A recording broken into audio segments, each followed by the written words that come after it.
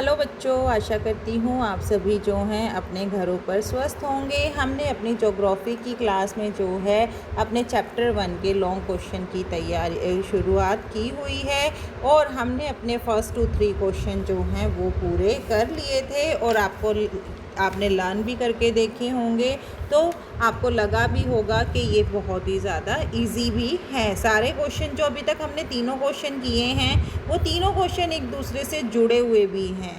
तो आज हम करेंगे अपना फोर्थ क्वेश्चन की हम शुरुआत करते हैं। फोर्थ क्वेश्चन है हमारा, मानव भूगोल की प्रकृति तथा अध्ययन क्षेत्र का वर्णन कीजिए कि मानव भूगोल की प्रकृति कैसी है।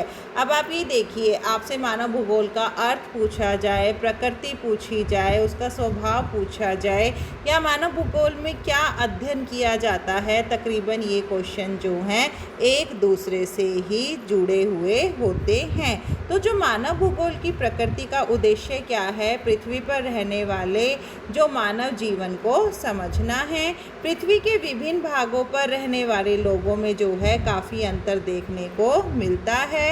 ये अंतर जो है जिस जगह पर मनुष्य रह रहा होता है उस जगह के भौतिक वातावरण के कारण होता है। मानव व भौतिक वातावरण मिलकर जो है सांस्कृतिक वातावरण को जन्म देते हैं। ये सारी बातें जो है मैंने आपको आपके फर्स्ट क्वेश्चन में अच्छे से समझाई भी थी।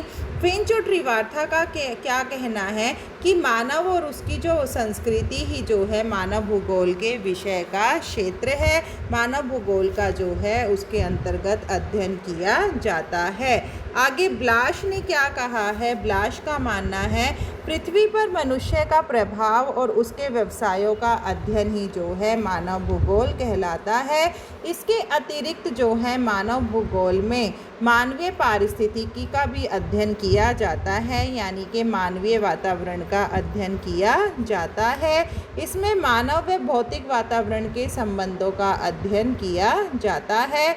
मानव एक सक्रिय भौगोलिक कारक है परंतु वातावरण का अंग नहीं है। मानव की स्थिति क्या है, केंद्रीय है।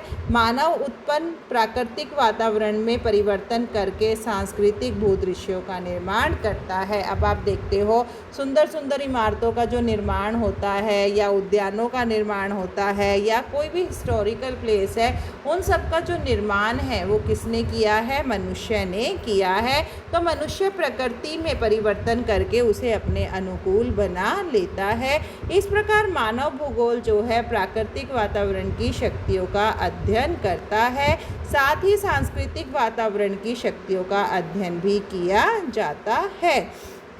मानव भूगोल का अध्ययन क्षेत्र जो है, इसका जो अध्ययन करने का क्षेत्र है वो बहुत ही व्यापक है, बहुत ही बड़ा है। मानव भूगोल के अध्ययन क्षेत्र में जो है 5 अंगों को शामिल किया गया है। पहला है हमारा किसी प्रदेश की जनसंख्या और उसकी क्षमता की, किसी प्रदेश की जनसंख्या कितनी है और उस देश की कार्य करने वाले या लोगों का पोषण करने की क्षमता कितनी है। दूसरा है हमारा उस प्रदेश के प्राकृतिक वातावरण द्वारा प्रदान किए गए संसाधन, कि किसी प्रदेश में प्राकृतिक संसाधन कितने हैं और मनुष्य उसका कितना प्रयोग कर सकता है। उस जनसंख्या द्वारा प्राकृतिक संसाधनों का प्रयोग करके बना सांस्कृतिक प्रतिरूप। और क्या है, प्राकृतिक तथा सांस्कृतिक वातावरण के एक दूसरे के संबंधित जो कार्य हैं उनके द्वारा मानव वातावरण समायोजन का रूप जो है हम संगठन के रूप में भी होता है। पांचवा क्या है, उपरोक्त वातावरण समायोजन कालिक अनुक्रमण, यानी कि काल के अनुसार जो चक्र चलता रहता है उन्हें जो है मानव भूगोल के अध्ययन में शामिल किया गया है। आप इस चित्र के माध्यम से भी समझ सकते हैं। पहला क्या है, मानव भूगोल का अध्ययन क्षेत्र जनसंख्या। दूसरा है प्रदेश के प्राकृतिक संसाधन। तीसरा है सांस्कृतिक प्रतिरूप। चौथा है मानव और वातावरण के बीच समायोजन। और पांचवा है हमारा काल चक्र के अनुसार जो है मनुष्य का विकास करने की क्षमता। अगला प्रश्न है हमारा पांचवा प्रश्न, मानव भूगोल की विषय वस्तु या अध्ययन क्षेत्र में सम्मिलित 10 प्रमुख तथ्य कौन कौन से हैं, या मानव भूगोल के अध्ययन क्षेत्र के अंग कौन कौन से हैं। या ये प्रश्न ऐसे भी आ सकता है कि मानव भूगोल के विषय क्षेत्र में किन किन तथ्यों का अध्ययन किया जाता है। तो मानव भूगोल का विषय क्षेत्र जो है वो बहुत ही ज़्यादा विस्तृत है। इसमें वे सभी पदार्थ, कर्म और विचार शामिल किए जाते हैं जो प्रत्यक्ष या अप्रत्यक्ष रूप से जो है मनुष्य और उसके पर्यावरण से जुड़े हुए होते हैं। इसके अंतर्गत जो है मुख्य रूप से निम्नलिखित 10 तथ्यों का अध्ययन किया जाता है। पहला है हमारा मानव की नितांत आवश्यकताएं, यानी कि उसकी मौलिक आवश्यकताएं कौन कौन सी है, भोजन, कपड़ा और मकान। दूसरा है हमारा मानव की अर्थव्यवस्थाएं कौन कौन सी हैं, पशुपालन, आखेट करना, कृषि, परिवहन एवं संचार व्यवस्था, व्यापार व उद्योग धंधे। तीसरा है हमारा भाषा, शिल्प, संगीत, साहित्य व लोक साहित्य। चौथा है हमारा सामाजिक सांस्कृतिक संगठन, विभिन्न प्रदेशों में जीवन के ढंग और जनजातियाँ।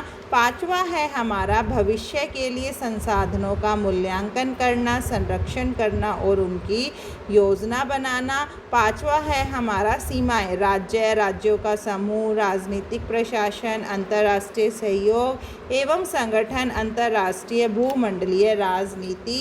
ये सब जो है मानव भूगोल के अध्ययन क्षेत्र में शामिल किए गए हैं। सातवां पॉइंट है हमारा मानव की बस्तियाँ। ये हम पूरा चैप्टर कर भी चुके हैं, ग्रामीण बस्तियाँ, नगरीय बस्तियाँ और सड़क मार्ग। आठवां है हमारा जनसंख्या का वितरण, वृद्धि, घनत्व और प्रवास। नौवां है हमारा मानव का उद्गम, उसकी प्रजातियाँ, भूमंडल, मानव प्रजातियों का देशकालीन स्थापना और भू आकार का अध्ययन करना, जलवायु का अध्ययन करना, मृदा का अध्ययन करना, वनस्पति, जल जीवों एवं खनिजों इत्यादि का अध्ययन करना। ये सभी जो हैं मानव भूगोल के विषय क्षेत्र में शामिल किए गए हैं।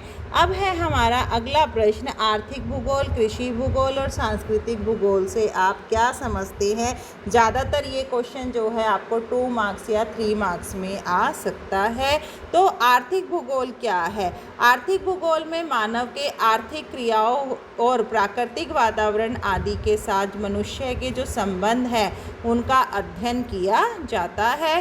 संसार के विभिन्न क्षेत्रों में अपनी भौतिक आवश्यकताओं की पूर्ति के लिए जो है मानव समुदाय जो है जीवन यापन करने के लिए भिन्न भिन्न साधनों को अपनाता है, जैसे लकड़ी काटना, मछली पालना, खनन, कृषि। आर्थिक भूगोल मानव की उत्पादन क्रियाओं का अध्ययन करता है। आर्थिक क्रियाओं पर जो है वातावरण के विभिन्न तत्व जैसे मिट्टी, भूमि, प्राकृतिक वनस्पति, इन सब का जो है प्रभाव पड़ता है। आगे है हमारा कृषि भूगोल। कृषि भूगोल में क्या है। आर्थिक भूगोल में आपने देख लिया अपना जीवन का गुजारा करने के लिए वो जो भी कार्य करता है जिससे उसे धनराशि प्राप्त होती है वो सब आर्थिक भूगोल के अंतर्गत आता है। कृषि भूगोल जो है कृषि कार्यों से संबंधित होता है, जैसे सिंचाई, पशुपालन, रहन सहन, रीति रिवाज, इन सब का जो है अध्ययन किया जाता। कृषि उत्पादों का, पशु उत्पादों का अध्ययन किया जाता है। कृषि से मनुष्य की मूलभूत ज़रूरत जैसे भोजन की पूर्ति होती है, इसलिए मानव भूगोल की यह शाखा सबसे महत्वपूर्ण मानी गई है। सांस्कृतिक भूगोल। सांस्कृतिक भूगोल में क्या है कि मानव सांस्कृतिक पहलू जैसे मनुष्य के रहने की जगह, सुरक्षा, भोजन, रहन सहन, रीति रिवाज, इन सब का जो है अध्ययन किया जाता है। कुछ भूगोलवेता सांस्कृतिक भूगोल को सामाजिक भूगोल भी कहते हैं। सामाजिक भूगोल में जो है मानव को एकांकी रूप में न लेते हुए मानव समूहों और पर्यावरण के संबंधों की व्याख्या की जाती है। सांस्कृतिक भूगोल में जो है भिन्न भिन्न मानव समुदायों के सांस्कृतिक विकास और उसके पर्यावरण के आपसी संबंधों की भी व्याख्या की जाती है। आज हमारे जो है ये लॉन्ग क्वेश्चन कंप्लीट हो गए हैं।